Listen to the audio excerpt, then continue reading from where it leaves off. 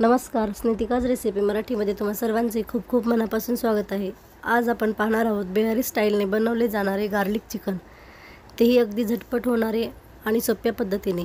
चला तर मग रेसिपीला सुरुवात करूया। मी या ठिकाणी अर्धा किलो चिकन स्वच्छ 2-3 पाण्याने धुवून घेतलेलं आहे। आता त्या चिकनला मी या ठिकाणी 1 चमचा मीठ आणि पाव चमचा हळदी पावडर टाकून घेतलेली आहे।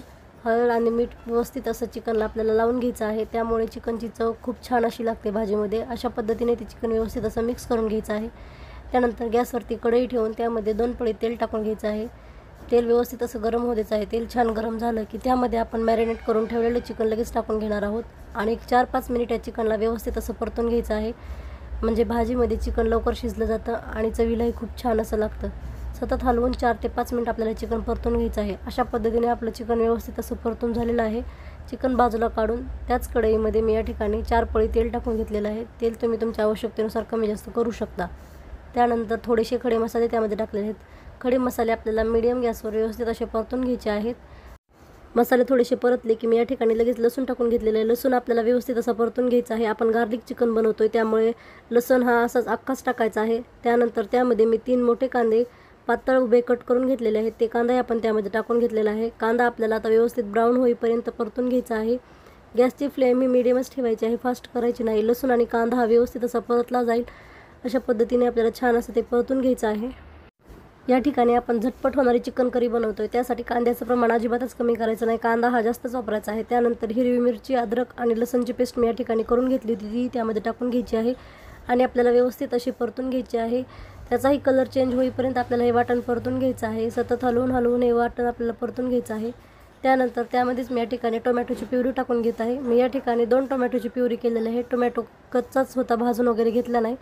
ती टोमॅटोची प्युरी टाकून आपल्याला हे वाटण छान असं परतून घ्यायचं आहे।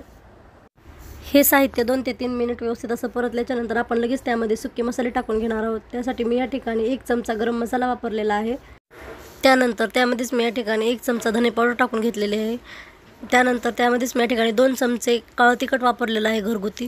तुम्ही तुमच्या आवडीनुसार तिखट कमी जास्त करू शकता। मी घरगुतीच काळं तिखट वापरलेलं आहे। तुम्हाला जर लाल वापरायचं असेल तर तुम्ही लालही वापरू शकता। सर्व साहित्य टाकल्यानंतर आपल्याला परत आणखी व्यवस्थित असं परतून घ्यायचं आहे आणि अगदी थोडंसं मी या ठिकाणी अर्धा कप पाणी वापरलेलं आहे। अर्धा कप पाणी यामध्ये टाकून घ्यायचं आहे आणि 1 चमचा मीठ टाकून घ्यायचं आहे। आपण मीठ पहिलेही टाकलं होतं, त्यामुळे मीठ व्यवस्थित चेक करूनच टाकून घ्यायचं आहे।